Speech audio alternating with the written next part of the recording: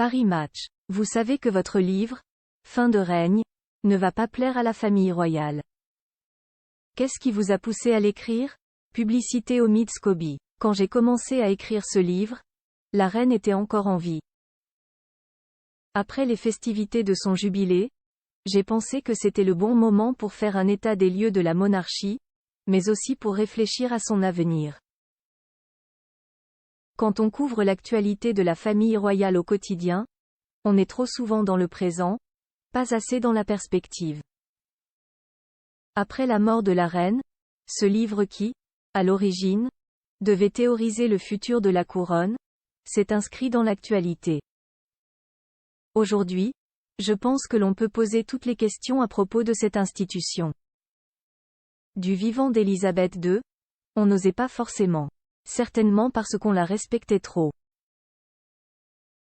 Le regard que vous portez sur la première année de règne de Charles III est loin d'être positif. C'est mitigé, oui.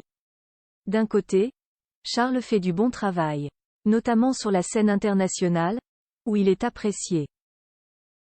Mais on ne peut pas oublier que quelques mois avant de devenir roi, il a été rattrapé par des scandales à propos du financement de sa fondation. Aussi, on remarque que Charles est incapable d'unir et réunir son propre clan. Il faut poser la bonne question. Est-il un roi qui défend les valeurs, les principes, l'éthique et la morale de la famille royale autant que le faisait sa mère? Je pense que durant 70 ans, nous avons été gâtés avec la reine parce qu'elle était proche de la perfection. Charles, lui, n'est qu'un être humain, avec ses défauts.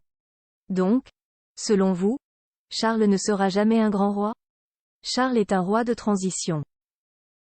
Il s'accroche au règne d'avant et ouvre le prochain, qui, peut-être, sera plus moderne.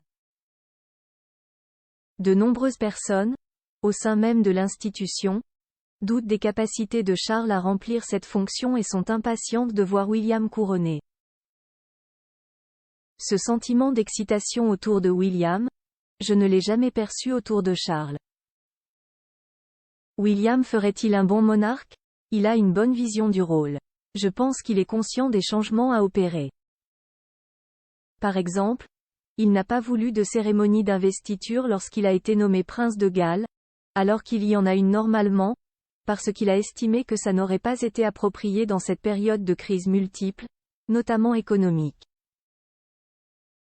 Mais attention, on peut aussi penser que William est parfois plus préoccupé par sa propre image que par celle de l'institution.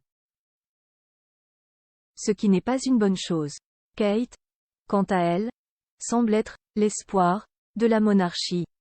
Elle n'a jamais été impliquée dans un scandale ou dans une controverse.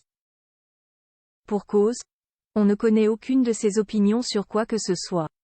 Elle est calme, sûre d'elle. C'est l'image que veut renvoyer la famille royale. D'ailleurs, elle est certainement la seule à encore faire l'objet de couvertures de magazines et de gros titres pour son travail, et pas uniquement pour des cancans ou des choses négatives. Dans votre livre, vous revenez également sur les rumeurs d'infidélité du prince William, avec une certaine Rose Ambery. Une rumeur reste une rumeur jusqu'à preuve du contraire. En l'occurrence, nous n'avons jamais eu de preuves. Ce qui m'intéresse dans cette histoire, c'est la façon dont le palais a géré la situation en coulisses, pour sauver la peau du prince William. Au risque de faire des victimes collatérales. Ce n'est pas une coïncidence, je crois, si au même moment, les journaux ont commencé à faire circuler de nouvelles rumeurs sur Meghan et Harry. Après votre précédent livre, Harry et Meghan, libre, seuil, vous étiez devenu persona non grata à Buckingham. Est-ce vrai? Ce livre est sorti au cœur de la plus grosse crise qu'aient connue les Windsor depuis la période Diana. Les enjeux étaient donc considérables. J'ai constaté que mes relations, mes contacts, tout a été mis à l'épreuve avec la sortie de ce livre. William m'a même tenu à l'écart de ses engagements pendant plusieurs mois, pensant que j'étais l'émissaire d'Harry. Il a fallu qu'il engage un nouveau chef de la communication, qui m'a rencontré et m'a dit qu'il voulait faire table rase du passé. Mais il y a eu des moments où je n'ai pas pu exercer pleinement mon métier à cause des répercussions de ce livre. On a dit en effet que vous étiez un proche de Meghan et Harry, que vous écriviez en leur nom. Les rumeurs les plus farfelues ont circulé pour décrédibiliser mon travail.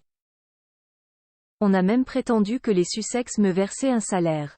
Lorsqu'un journaliste publie un bon article sur le prince William ou sur la reine Camilla, personne ne l'accuse d'avoir été invité à déjeuner par Camilla ou d'avoir reçu un appel de William. Alors, certes, j'ai eu un contact étroit avec des gens de l'équipe de Meghan et Harry, ou des gens qui ont fait partie de leur vie. Mais je peux vous le jurer, je ne suis pas leur ami et ne l'ai jamais été. Comment imaginez-vous l'avenir de Meghan et Harry? Je n'arrive pas à prédire leur avenir. Je ne suis même pas certain qu'eux-mêmes savent ce qu'ils veulent. Mais une chose est sûre, Meghan a fait comprendre qu'elle ne voulait plus jamais être mêlée à la monarchie britannique. Elle n'était même pas présente au couronnement de Charles. Meghan et Harry ont lancé une grande fondation caritative, Archewell, NDLR. Il faut leur laisser du temps pour voir ce qu'ils y accomplissent vraiment. Les opportunités vont arriver, je n'en doute pas.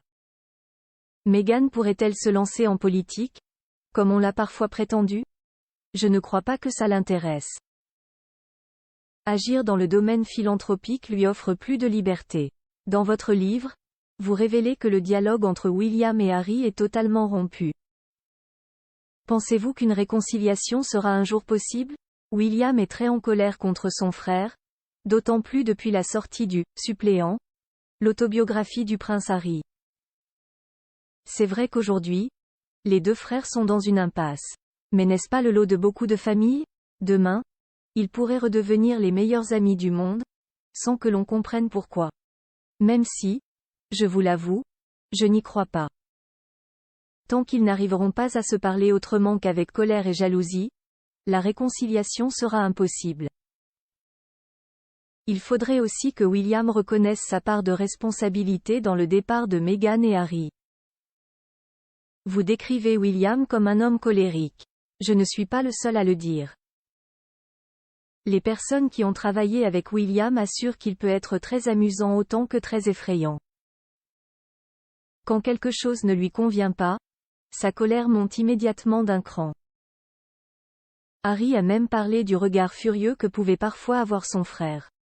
Le titre du livre dans sa version originale est « Endgame », traduit en français par « Fin de règne ». Vous pensez vraiment que la monarchie anglaise se meurt? Je ne peux parler que du titre anglais, car je crois qu'en français, la traduction est légèrement différente. Endgame.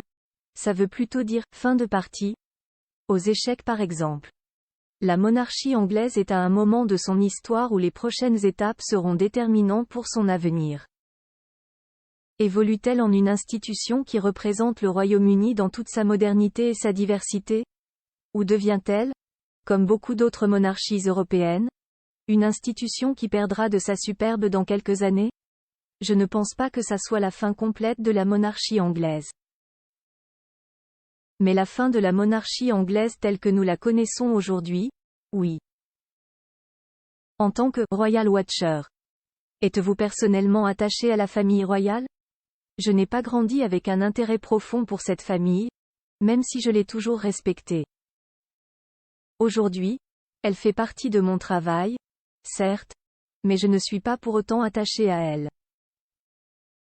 Chez beaucoup de gens de mon âge, et encore plus chez les plus jeunes, le désintérêt pour elle ne cesse de prendre de l'ampleur. Car cette monarchie ne représente plus la Grande-Bretagne d'aujourd'hui. Regardez le traitement réservé à Meghan Markle, premier membre métis de la firme.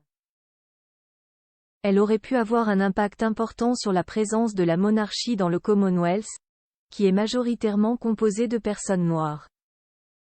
Cette série de faux pas, de la part de la couronne, est à analyser. Mais, rassurez-nous, vous n'êtes tout de même pas républicain? Non, car je comprends la raison d'être de la famille royale. Mais elle doit opérer de grands changements pour que des gens comme moi se sentent encore fiers qu'elle soit au cœur de notre pays.